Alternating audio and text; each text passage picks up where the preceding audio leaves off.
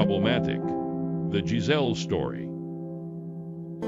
Dear Papa Dudut, may kasabihan na iisa ang puno ngunit magkaiba ng bunga.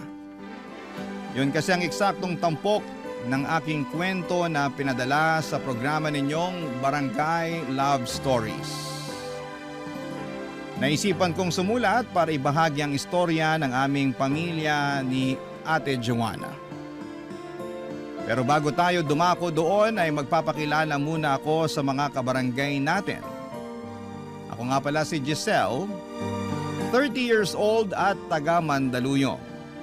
Sa kasalukuyan ay nagtatrabaho ako bilang virtual assistant at ako na rin ang tumatayong guardian sa aking pamangkin na kaisa-isang anak ni Ate Joanna.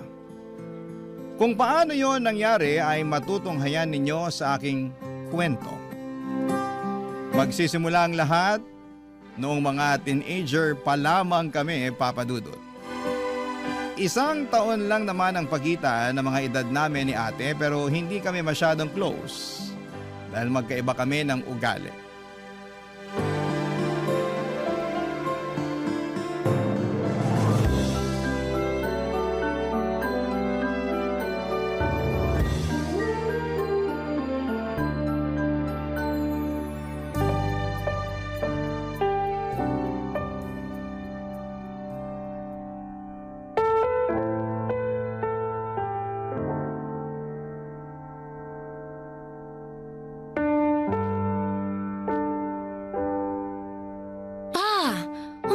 Po kayo.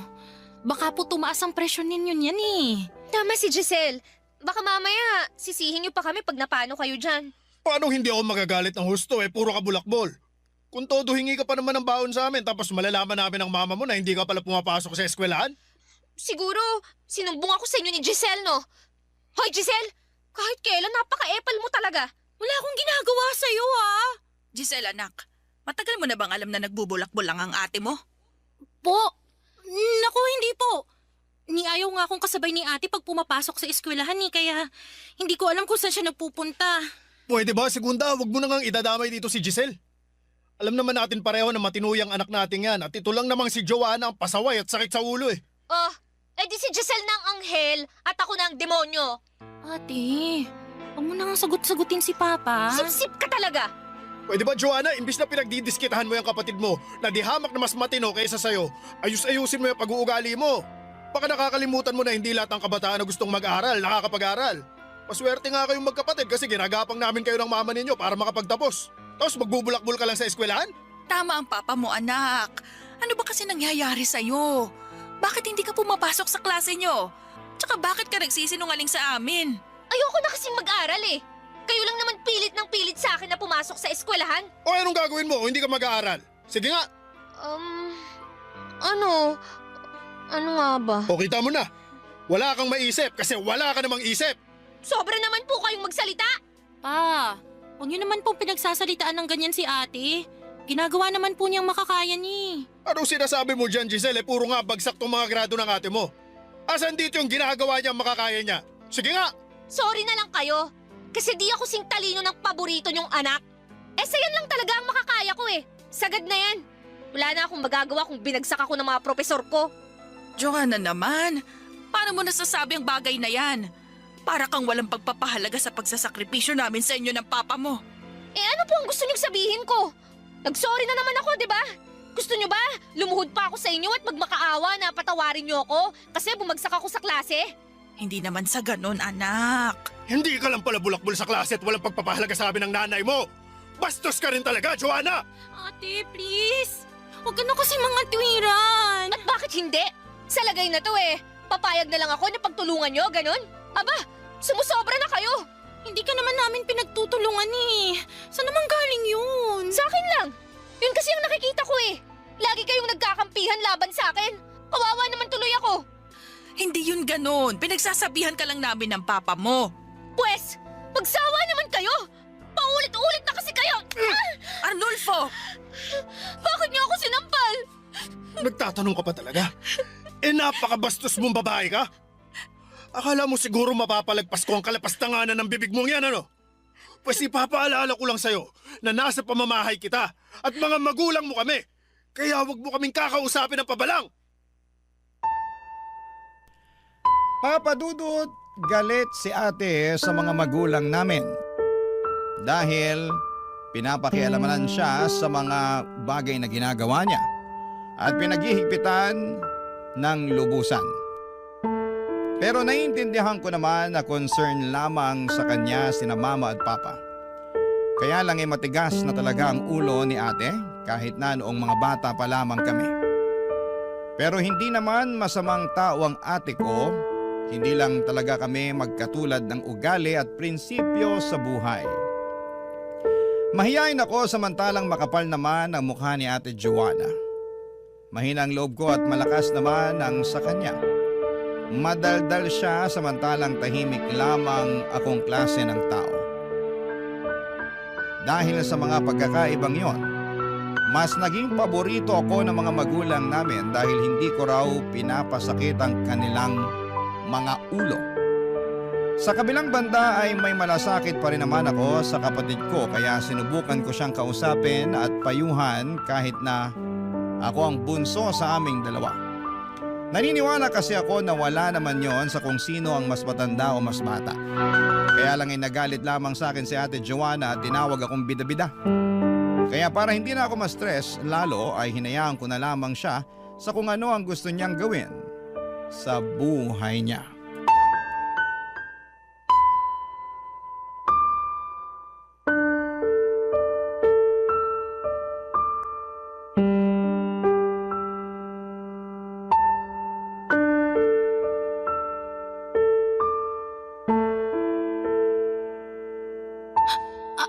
Anong sabi mo, ate? Bingi ka ba o ano? Kainis ka eh. Paulit-ulit tayo. Hindi ako bingi pero nagulat ako eh. Sabi ko, buntis ako. Ate, seryoso ka ba talaga dyan? Oo nga. Tingin mo sa akin nagbibiro, wala namang nakakatawa ha? Malamang, seryoso ako. Teka, kunin ko sa drawer yung pregnancy test ko para maniwala ka. Ginagawa mo pa akong sinungaling eh. Diyan ka lang ha, kukunin ko lang. Hindi kita ginagawang sinungaling, ate. Hindi lang talaga ako makapaniwala na... Oh, ito, nakita ko na. Ayan, tingnan mo. 3 beses ko pa inulit yan para makasigurado. Dali, tingnan mo. Shucks! Buntis ka nga. Sabi sa'yo eh. Bakit parang ayos lang sa'yo? Hindi ka ba nag-aalala? Anong hindi? Mukha lang akong di nag-aalala. Pero natatakot na talaga ako lalo't pag nalaman to nila mama at papa. Naku, lagot ka talaga sa kanila, ate. Lalo na kay papa. Wow! Salamat sa pagpapalakas ng loob ah. Hala, sina mama at papa na yata yun. Teka, pagbubuksan ko lang sila ng pinto. Ma! Pa! Nandito na pala kayo? O bakit parang nakakita ko ng multo? Po! Naku, hindi po ah. Natagalan kami ng papa mo sa pag-grocery kasi ang haba ng pila sa cashier. Tapos itong tatay nyo napaka-mainipin. Ay, Giselle, kunin mo nga itong mga pinamili namin at dalhin mo ron sa mesa. Bumili na rin kami ng hapunan natin. Sige po, ma. Ay, makaupo nga muna. Nakakangalay tumayo sa mahabang pilang yon. Oh, Joanna, anong ginagawa mo dyan? Po? Wala po. Anong wala? Saka himala, nandito ka yata sa bahay dati-rate lagi kang ginagabi umuwi. Huwag mong sabihin na may sakit ka kaya bigla kang umuwi ng maaga, ha? Ay, may sakit nga po si ate. Kanina pa di maayos yung pakiramdam niya eh. Hoy, Giselle, napakadaldal mo talaga. Bakit? Totoo naman, di ba? May lagnat ka ba, anak? Wala po, Nay. Pero tama po si Giselle. Hindi po maayos ang pakiramdam ko. Ano ba kasing nangyari? Tsaka ano ba yung hawak mo? Ha? Wala po. Anong wala? Ako nga huwag mo pinaglololo ko, Joanna. Baka gusto mong tamaan ka. Sige ka. Ano nga ba yan, ha, Joanna? May sasabihin po sana ako sa inyo ni Mama. Ano yon, anak? Pero pangako nyo na hindi po kayo magagalit. Depende kung ano yung sasabihin mo. Ano ba kasi yon? Buntis po ako. Ano? Anak ka naman ng lintik, Joanna. Wala ka na talagang ginawang matino. Huminahon po kayo pa. Pa, baka mapano po kayo eh. Paano ako ihinahon? Napakasira ulo nitong kapatid mo. Nung nakaraan lang, nalaman namin ang nanay niyo ang ginagawa niyang pagbubulakbul sa klase at pagsisinungaling sa amin. Tapos ngayon sasabihan niya kami na buntis siya.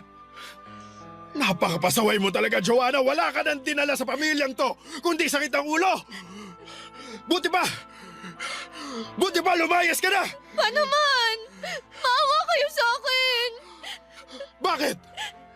Naawa ka ba sa amin ng nanay mo? Arnulfo, wag mo naman palayasin ang anak natin. At bakit hindi?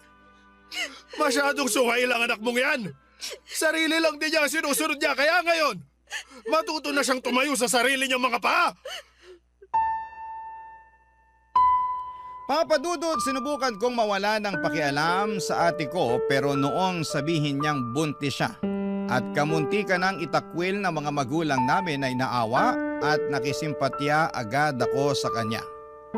Kinausap at pinigilan ko nga ang papa namin na palayasin siya sa bahay lalo't wala naman siyang mapupuntahan at baka mapahamak pa siya sa labas. Dahil sa pakiusap ko ay nakumbinsi ko naman ang mga magulang namin na huwag nang itakwil si ate. Pero galit pa rin sila sa kanya. Hindi ko rin naman sila masisisi dahil masakit talaga sa ulo ang ginawa ni ate Joanna. Ewan ko ba naman sa ate kong yon kung saan niya nakuha ang lakas ng loob para pumasok sa isang bagay na hindi naman siya handa at labis din naman niyang pinagsisihan sa huli. Barangay Love Stories. Barangay Love Stories. Papa Dudut, nag-decide si ate Joanna na buhayin ang baby na nasa sinapupunan niya. Pero hindi yun naging madali dahil masela ng pagbubuntis niya. Hindi kasi makapit ang baby niya. Kami ni Mama ang kasama niya sa pagpapatingin sa doktor. Sobra talaga kaming na-stress at nag-worry para sa dinadala niya. Pero hindi nagtagal ay naging okay naman si ate at noong tuluyan na siyang nalayo sa disgrasya ay saka lamang kami napanatag. Dahil nga lumalaki na ang tiyan ni ate ay nagpasya siyang huminto sa pag-aaral. Nahihiya na raw kasi siyang pumasok gayong pinagtitinginan at pinag-uusapan na siya ng iba niyang kaklase. Sa bahay ay nagbuhay prinsesa ang ate ko. Dahil sa kanyang kondisyon ay kontodo asikaso kami sa kanya. Lalo na ako. Kaya lang minsan ay napapansin ko na sinasamantala na yon ng magaling kong kapatid. Halimbawa, kahit na madali naman para sa kanyang gawin o kunin ang isang bagay, ay iuutos niya pa talaga sa akin. Hindi nga nagtagal ay sinilang ni ate ang kanyang baby at nagdala yon ng labis na saya sa aming pamilya. Kahit nga si Papa, nung una ay walang kaamor-amor sa bata ay bigla na lamang naging magiliw sa kanyang apo. Mabilis na lumipas ang ilang taon. Nakatapos na ako ng pag-aaral at nagkatrabaho. Katulong na ako ni Papa sa pagtataguyod sa aming pamilya, lalo't nakafocus lamang si ate sa pag-aalaga sa baby niya. Nag-live-in na rin pala sila ng boyfriend niyang si Mike sa bahay. Kaya lang meron akong natuklasang hindi magandang pag-uugali nito.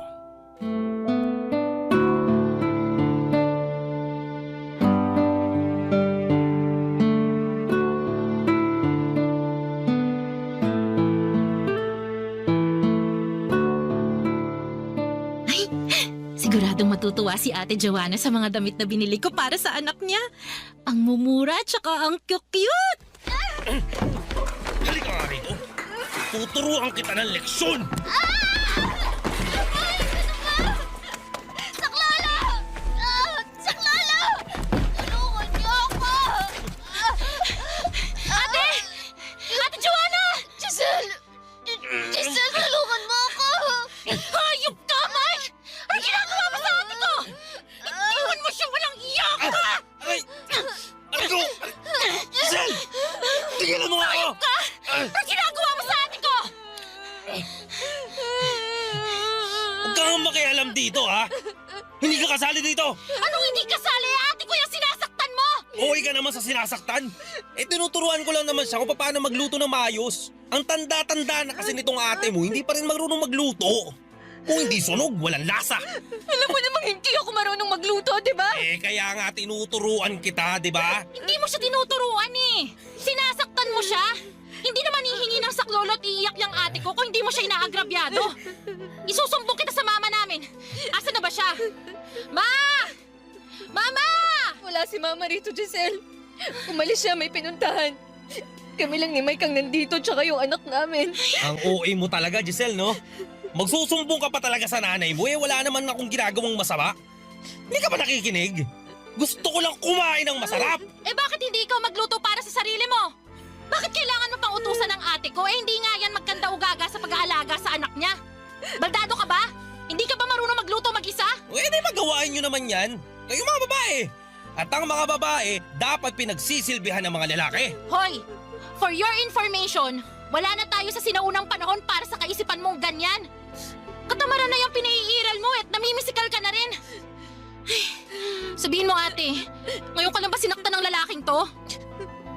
Maraming beses na rin. Anak ng tipaklong naman, no? Ang pakasumbongera mo talaga, no? Bakit? Totoo naman ah! Sinasaktan mo naman talaga ako! Sinusuntok, tinatadyakan, sinisipa! Lahat yun tiniis ko! Lahat yun sinarili ko para hindi makahalata ang pamilya ko! Kasi mahal kita at umaasa ako na magbabago ka! Ate naman! Baka mamatay ka na lang pero hindi pa nangyari yung bagay na yun. Alam mo Mike, sumusobra ka na eh. Maling-mali ka ng pamilyang binangga dahil pag nalaman ng mga magulang namin ang ginagawa mo kay ate, siguradong idedemanda ka nila. Wala namang ganyanan, Giselle. Anong walang ganyanan? Sana naisip mo yan bago mo pinagbuhatan ng kamay ang kapatid ko. Anong klaseng lalaki ka? Napakawalang kwenta mo!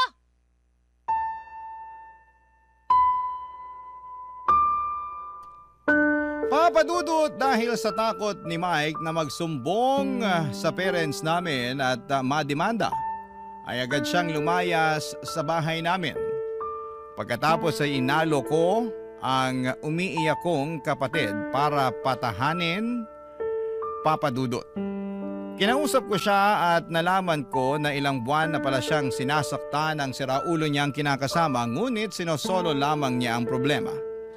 Naawa tuloy ako sa kanya kaya dinamayan ko siya.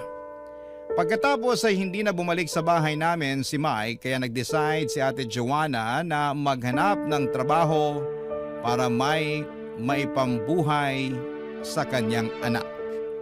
Hindi kasi namin kayang sagutin ang malaking bahagi ng pangangailangan ng pamangkin ko dahil may iba rin kaming binabayaran na bills ni Papa at bumibili rin kami ng pagkain sa bahay. Si Mama naman ay nag-aalaga sa anak ni Ate Joanna noong natanggap siya sa isang bar bilang waitress. Pero makalipas ang 2 buwan, meron akong nalaman tungkol sa kanyang trabaho na labis kong kinagalit, Papadudot.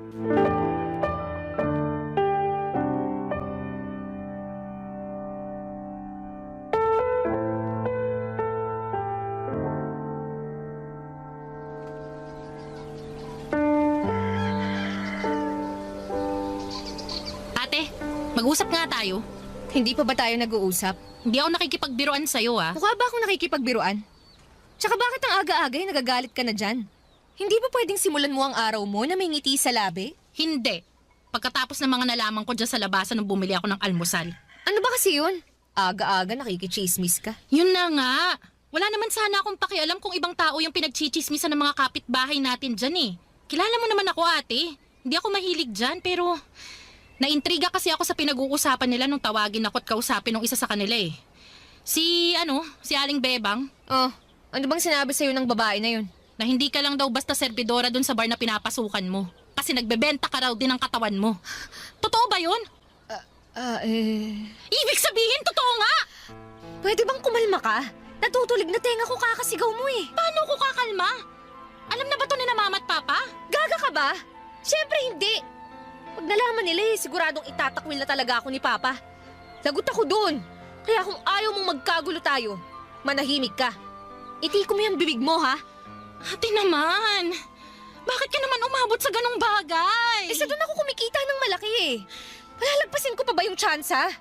Napakaliit ng sinusweldo ko sa pagseservidora. Kailangan kong maghanap ng malaki-laki ang kitaan para mabili ko ang mga pangangailangan ng anak ko. Ate, marami namang ibang trabaho dyan eh. Yung hindi mo kailangang magbenta ng katawan. Tumigil ka nga, Giselle. May makarinig pa sa'yo dyan eh. Ikaw kasi, masyado ka kasing padalos-dalos. Hindi ako padalos-dalos. Tsaka pinag-isipan ko naman to ng maraming beses bago ko ginawa. Wala lang talaga akong choice. Lalo't mag-isa na lang akong bumubuhay sa anak ko. Alam mo, kasalanan mo talaga to eh. Paano ko naman naging kasalanan yan? Hindi ko sana to papasukin kung di mo tinakot si Mike na ipapademanda mo siya. Sana, hindi umalis ang damuhong yun. Eh di sana, may katulong ako sa pagtataguyod sa anak namin ngayon. Pero ate, sinasaktan ka niya. Pag hinayaan mo siya na gawin yun sa'yo, baka mapatay ka na niya. Gusto mo bang mangyari yun? Alam mo, tama si Mike eh. Ang OA mo. Tingin mo naman papayag akong mamatay. Eh di naulila na ng maaga yung anak namin. Ay naku naman. Isip-isip din, Giselle. Hindi yung puro bugso lang damdamin ang pinapairal mo. Kaya ka siguro ganyan kasi wala ka naman sa posisyon ko. Anong ibig mong sabihin? Ni hindi ka naman iniwan ng kinakasama mo. At wala ka namang binubuhay na anak. Kaya pwede ba, Giselle? Huwag mo na lang akong pakialaman, okay? Kung gusto kong dumiskarte sa ganitong paraan, hayaan mo na lang ako. Buhay mo na lang ang pakialaman mo. Huwag na yung sakin. Kasi nakakapikon ka na eh. Sa lahat na lang ng bagay na ginagawa ko, nandyan ka. Masyado kang pakialamera. Kanya-kanya na lang tayo para walang gulo.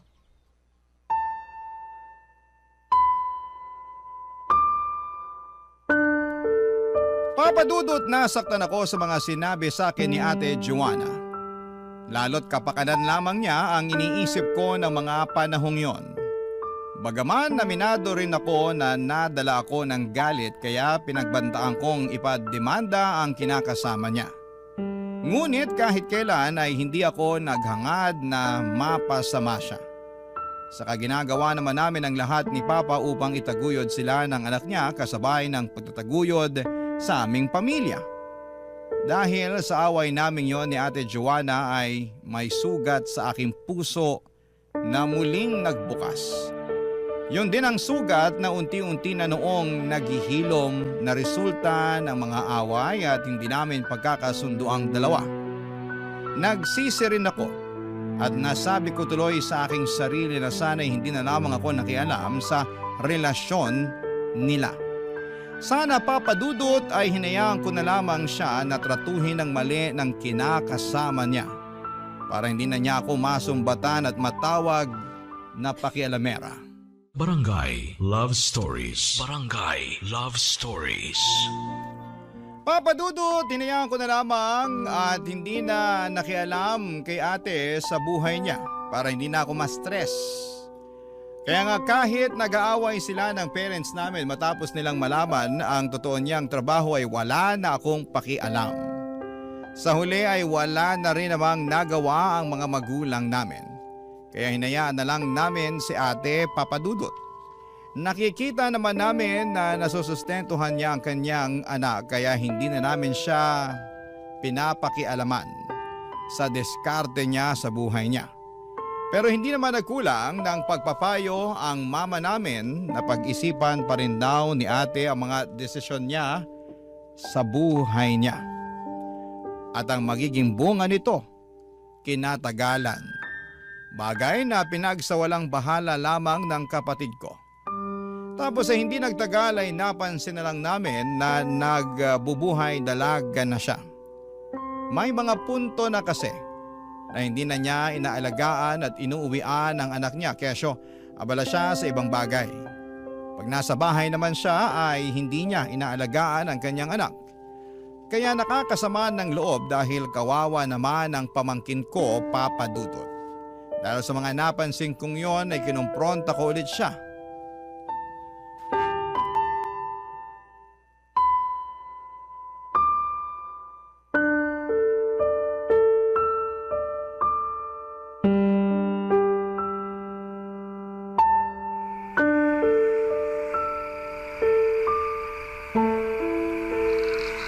Ate, ano bang nangyari sa'yo? Bakit ang dami mong pasa at kalmot? Sinong gumawa niyan sa'yo? Huwag kang maingay. Baka marinig ka nila mama at papa. Natutulog na sila oh. Hinaan mo lang yung boses mo. Paano ko hihinaan? Nag-aalala ako. Napaaway ka ba? Sino nakaaway mo? Oo eh. Napaaway nga ako. At si Bebang ang gumawa nito sa akin. Bakit naman sa'yo ginawa yan ni Aling Bebang? Huwag ka na ng maraming tanong. Napaka-chismosa mo. Tsaka, bakit bigla ka yata nagkaroon ng pakialam sa akin, ha? Eh nung nakaraan lang eh, halos di mo ko kinakausap. Natural. Magkapatid tayo. Tsaka pagkatapos ko makita yung mga galos mo, kalmot at pasa nag-alala talaga ako. Tsaka umiwas lang naman ako sa'yo nun kasi nakakasama ka ng loob Alam mo kahit kailan, masyado ka talagang maramdamin, Giselle. Sagutin mo na lang kasi ang tanong ko, ate. Bakit sa'yo ginawa yan ni Aling Bebang? Eh paano? Nahuli niya kami nung asawa niya na naglalampungan dun sa motel na pinagdalhan sa akin ng kulokoy na yun. Natiktikan pala kami ng asawa niyang dambuhala kaya huli. Ano? Ate naman! Bakit ba? Alam mo naman na trabaho ko to, di ba? Oo nga, pero asawa pa talaga ni Aling Bebang ang kinalantari mo. Nakakaloka ka naman Eh anong magagawa ko kung naglalaway sa akin yung asawa niya? Eh lagi ko nga yung nakikita sa bar na pinagtatrabahuhan ko Yun pala, lihim na akong pinagnanasahan. Kaya nung inalok na ako ng malaking pera, hindi na ako nagdalawang isip Kaya lang di maingat Nabugbog tuloy kami pareho ng asawa niyang balyena. Kanina, dambuhala. Ngayon naman, balyena. Tigilan mo na nga ang panlalait ng tao, ate. Tigilan mo rin ang pagkukunwaring mabait. Alam kong hindi ka rin malinis, no? Kaya huwag kang magbanal-banalan dyan. Anong pinagsasabi mo Kumpara naman sa akin, grabe ang pinaggagawa mo. Hindi mo na naisip ang kahihiyan ng pamilya natin nung pinasok mo yung trabaho mo. Pati yung anak mo. Ano na lang ang sasabihin niya pag lumaki na siya at nalaman niya na ang nanay niya pakawalang babae? Wala akong pakialam. Tsaka subukan lang niyang ikahiya ako. Ibabalik ko siya sa matres ko. Teka nga, bakit ba masyado kang OA, Giselle? Ako nga walang pakialam sa nangyayari Gagaling din naman tong mga sugat at galos ko. Tuloy ang buhay, ika nga. Ikaw lang tong problemado dyan Samantalang ako relax lang. Alam mo, nabuti pa matulog ka na nga dun. Gagamutin ko lang tong mga sugat at galos ko tapos susunod na ako. Sige na, ayaw na kitang kausap Masyado kang maraming sinasabi na nakakainis. Sige na, alis na. Ewan ko sa'yo, ate. Sana lang hindi dumating yung araw na pagsisisihan mo yung mga pinaggagawa mo. Kasi baka magsisi ka at sabihin mo na hindi kami nagpaalala. Papadudot na realize ko na kahit ano pa ang gawin at sabihin sa akin ng ate ko, ay nananatili pa rin ang pag-aalala ko sa kanya. Kaya siguro sa abot ng makakaya ko ay kinakausap ko siya ng matino. Kaya lang bastos ang kapatid ko at pinapalabas pa niya na kami ang masama dahil nakikialam daw kami sa kanya.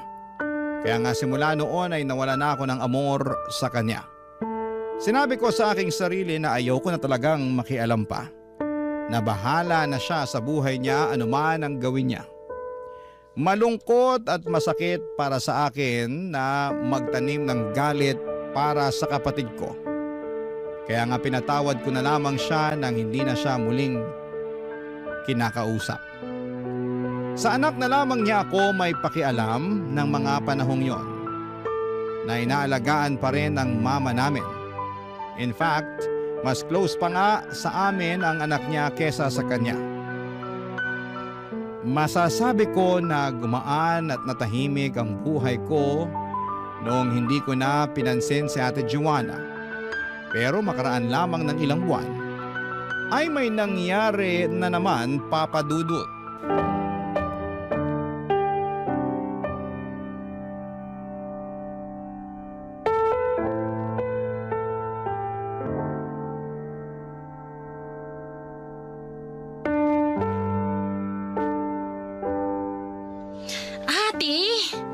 Bakit mo naman ginamit ang number ko para gawing reference ng mga pinagkakautangan mo?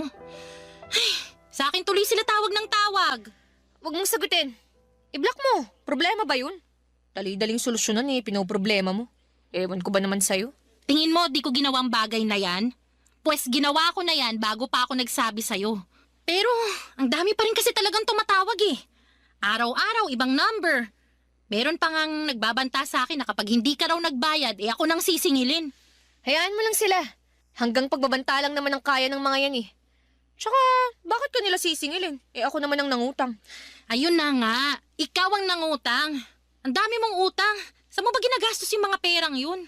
Pwede ba? Wala ka nang pakialam dun. Anong wala? Dapat meron akong pakialam kasi ako ang binubwisit ng mga pinagkakautangan mo. Hayaan mo, babayaran ko rin naman sila eh. Paunti-unti lang, mahinang kalaban.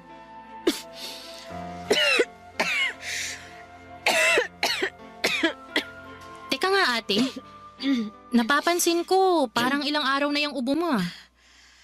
Alam mo lahat na lang napapansin mo. Manawa ka naman. Hindi ko na sana papansinin eh, pero baka naman mahawaan mong anak mo kakaubo mo dyan. Hindi yan. Layo naman ako sa kanya pag umuubo eh. Wala ka bang iniinom na gamot? Ang totoo, kahit anong gamot ang inumin ko eh, di naman tumatalab sa akin. Anong ibig mong sabihin? Nito kasing nakalipas eh, lagi akong may sakit. Kung hindi ubo, sipon naman at lagnat. Dami ko na rin iniinom na gamot pero parang hindi naman tumatalab eh. Pabalik-balik lang. Tapos nanlalambot pa ako. Naku, mukha ka nga ring matamlay. Teka, nilalagnat ka ba? Medyo mainit nga ako eh. Ay naku, baka naman kailangan mo pang magpatingin sa doktor ha? Baka kung ano na yan. Ayoko, wala akong pera. Anong wala kang pera eh? Ang dami mo ngang utang. Utang lang pero wala pa nga akong pambayad. Tsaka paano ako makakapagtrabaho kung ganitong nanghihina ang katawan ko? Peste naman kasing sakit to eh. Nakikisabay pa. Ate, mabuti pa magpa-check up ka na. Hindi ka ba nakikinig sa sinabi ko kanina? Wala nga akong pera. Basta, ako nang bahala. Anong ikaw na ang bahala? Ako na magbabayad pang pa-check up mo. May naitatabi pa naman ako dito kahit konti. Tsaka, nag-aalala na ako sa'yo, te. Baka mapano ka na dyan, lalo na tagal mo na palang may sakit. Ay nako, parang ito lang naman eh. Gagaling din ako. Pero mas mabilis kang gagaling kung magpapatingin ka sa doktor at iinom ng tamang gamot. Ay, kaya pwede ba ate, makinig ka naman sa akin? Kahit ngayon lang oh. Alam ko na ikaw ang mas matanda sa ating dalawa. Ikaw nga yung ate, di ba? Pero sa pagkakataong to, hayaan mo naman ako na tulungan ka. Isipin mo na lang, pag gumaling ka, makakapagtrabaho ka na ulit at mababayaran mo na yung mga utang mo. Ay nako, bahala ka sa buhay mo. Basta, hindi ko babayaran sa'yo yung gagastusin mo sa pagpapadoktor ko ha. Oo, kahit hindi mo nabayaran, tulong ko na yun sa'yo. Papadudot, pinagamot ko nga si Ate Joanna dahil labis akong nagwo-worry sa kanyang kalagayan. Ngunit ang simpleng sakit na pala na yon ang magiging mitya ng mas malaking dagok na kakaharapin ng aming pamilya. Kasunod kasi noon ay nagkaroon siya ng iba't ibang sakit na komplikasyon na pala ng mas malalang sakit na meron siya ng panahong yon. Natuklasan namin na nagpositibo sa HIV si Ate Joanna. Gumuho talaga ang mundo namin nang malaman namin ang totoong sakit ni Ate Joanna na posible niyang nakuha dahil sa trabahong pinasok niya. Sobrang sakit para sa amin. Lalo na kina mama at papa na makita ang unti-unting nagiging matamlay si Ate Joanna. Habang tumatagal kasi ay humihina ang kanyang resistensya ng dahil sa sakit niya. Ilang taon ding nakipaglaban sa sakit niya si ate bago siya bumigay at tuluyang natulog sa kamatayan nito lamang 2024. Naulila niya ang kaisa-isa niyang anak, ngunit nangako ako sa kanya bago siya mawala na alagaan ko ang pamangkin ko. Mamahalin at hinding-hindi pababayaan.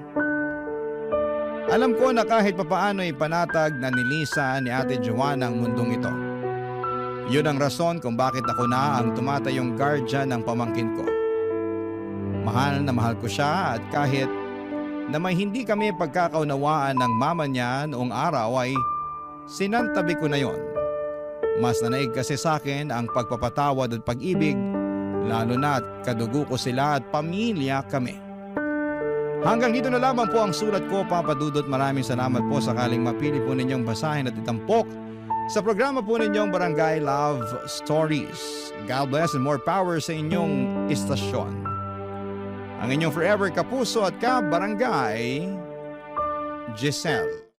Today you're going to crochet a parrot cup holder bag, a hands-free drink carrier that wraps your tumbler or iced coffee cup and hangs from a sturdy strap, and we'll make it look tropical and playful with parrot-inspired colors while keeping it strong enough for daily use.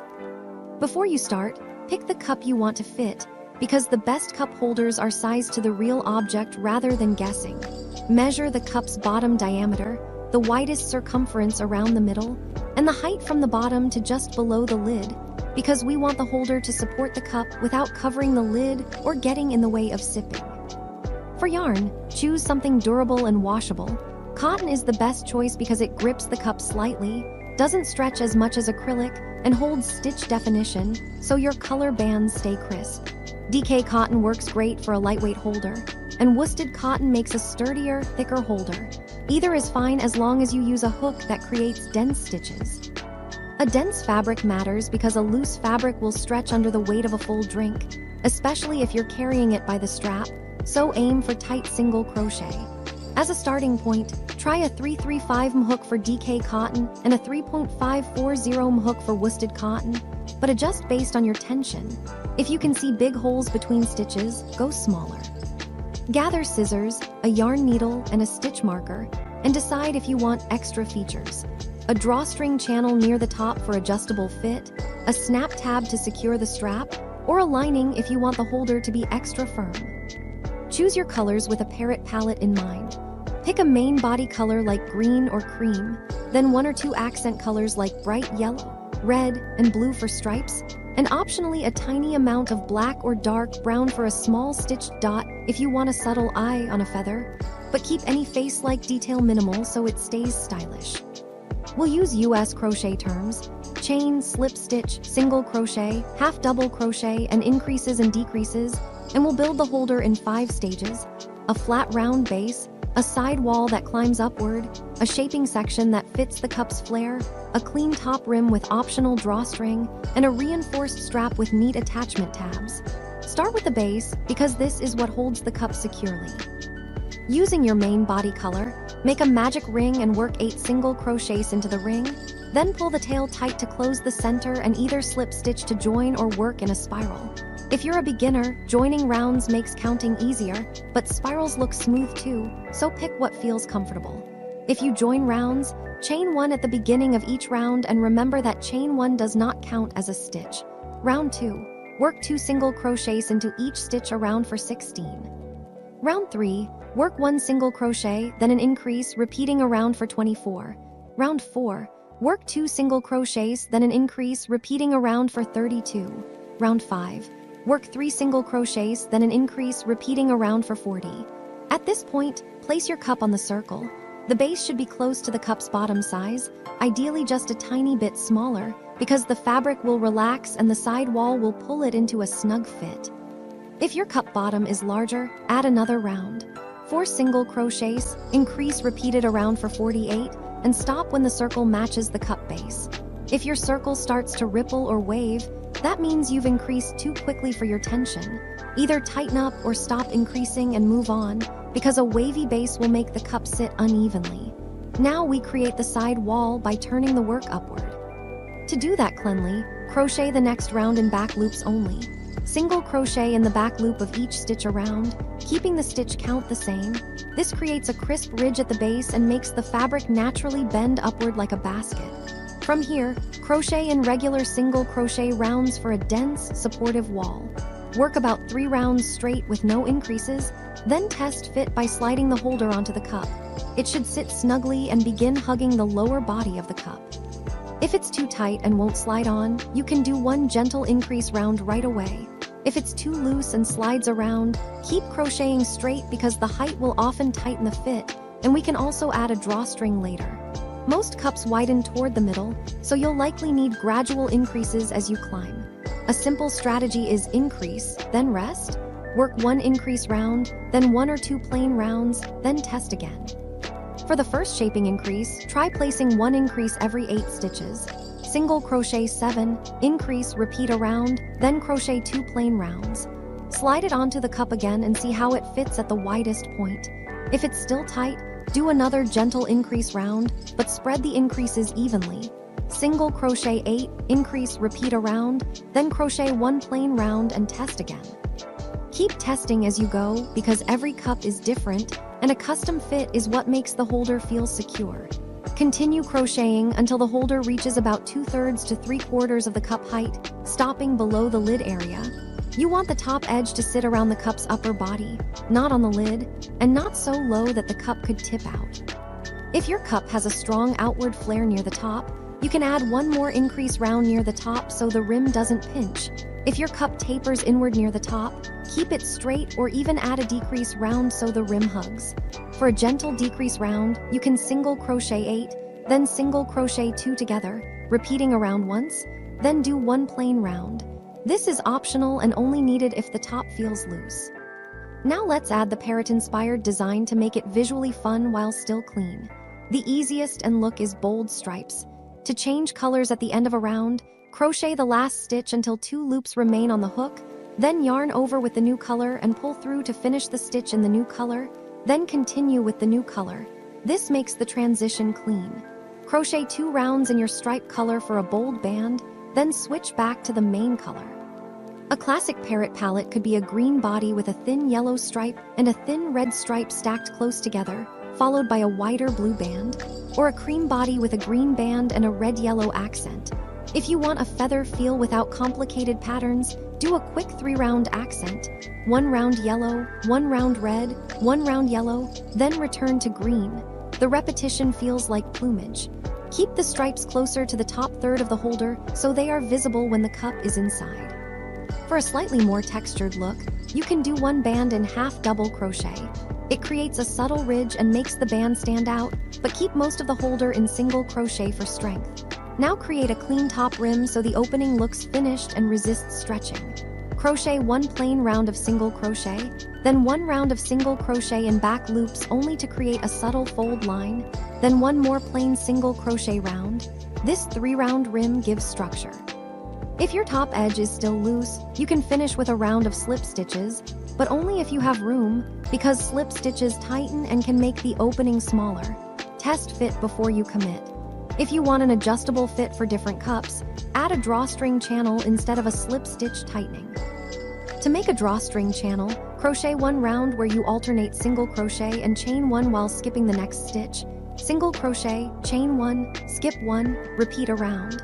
Then on the next round, crochet single crochet into each single crochet and also into each chain space to stabilize the channel. Make a drawstring cord by chaining a long length and slip stitching back along the chain to thicken it, then weave it through the channel with a yarn needle. Tie the ends in a knot, or add small beads if you like.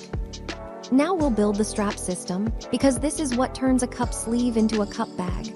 You can attach the strap directly to the rim, but it's stronger and cleaner to create 2 small tabs first so the strap pulls from a wider area. Decide where the strap should attach, 2 opposite points on the rim, so the holder hangs evenly. Use a stitch marker to mark those 2 points directly across from each other. At the first marker, attach your yarn and crochet a tab. Chain 1, then single crochet 4 stitches along the rim, chain 1 and turn, single crochet back across those 4 stitches. Repeat for 3 rows total so the tab becomes a small, thick rectangle. Fasten off, leaving a long tail for sewing. Repeat the same tab on the opposite side. These tabs distribute the weight and keep the rim from stretching into a point. Now crochet the strap. Avoid a simple chain strap, because chains stretch under weight. Instead, make a strap as a flat single crochet band. Start with chain 7, then single crochet in the second chain from the hook and across for 6 stitches, chain 1 and turn, and single crochet across. Repeat until the strap reaches your preferred length.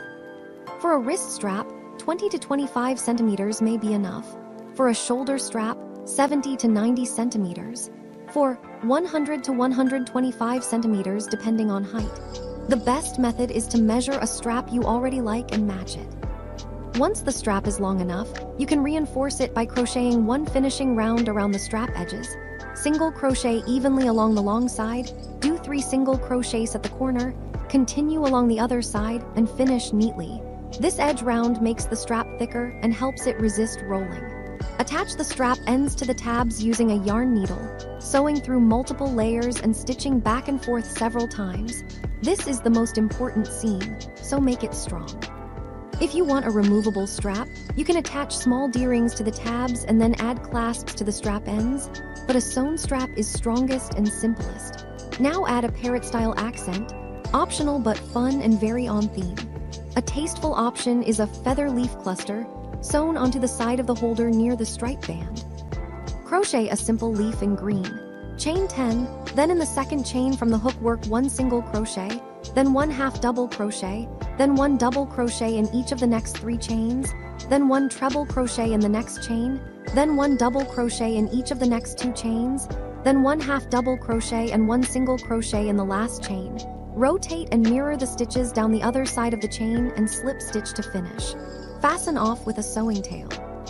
Make a smaller accent leaf in blue or yellow by chaining 8 and using the same concept but fewer tall stitches. Layer the small leaf on top of the bigger leaf, offsetting it so both tips show like feathers, then sew the base of the cluster onto the holder with small stitches. If you want one tiny detail, make a single dark stitch near the base of the small leaf as a dot accent, but keep it minimal. Sew firmly at the base and add a small tack stitch at the midline so the leaves don't flop. Now do the final finishing work inside the holder so it stays durable and comfortable. Weave in every tail by threading it onto the yarn needle and weaving back and forth through stitches on the inside of the holder, changing direction at least twice so it locks. Trim close. Check that no carried floats or loose ends are hanging inside because they could catch on the cup. If you want the holder to be extra firm and keep its shape, you can add a simple lining. Cut a rectangle of fabric that matches the inner circumference and height, plus a circle for the base. Sew the lining pieces together and hand stitch the lining into the crocheted holder along the rim. Lining is optional, but it makes the holder feel more premium and prevents stretching over time, especially if you used acrylic. If you don't want to sew lining, you can stiffen slightly by crocheting with tension and using cotton, and by reinforcing the rim with that 3-round structure. Now test the fit. Slide the holder onto your cup, pull the strap up, and lift. The cup should feel secure, and the holder should not slide down. If it slides down, you can fix it by adding a drawstring channel near the top, or by adding 1 round at the rim, like a slip stitch round, or by adding a decrease round just below the rim. If the holder is too tight, dampen it slightly and stretch it onto the cup and let it dry. Cotton relaxes and will hold the new shape. If the strap feels like it twists, block it. Lightly dampen it, lay it flat, and let it dry. A bordered strap also twists less than a plain strap. Now let's add a final touch that makes the piece look finished. A neat edge stitch on the tabs and rim. You can do a short round of slip stitches around each tab edge, or simply sew the tab edges down tightly so they look clean. You can also add a tiny decorative stitch line on the rim by surface slip stitching in your accent color, but keep it subtle so it doesn't look busy. Once everything is shaped, your parrot cup holder bag is complete. Strong base, snug fit, clean rim, reinforced strap attachments, and bright tropical color bands that feel like parrot plumage. The best part is you can repeat this same structure for any cup by adjusting only the base size and the increased schedule. Then customize the parrot vibe by switching stripe colors and leaf accents. Green and red for one version, green and yellow for another, blue accents for a macaw mood, or a cream base for a softer tropical look, while keeping the construction consistent and durable for everyday use.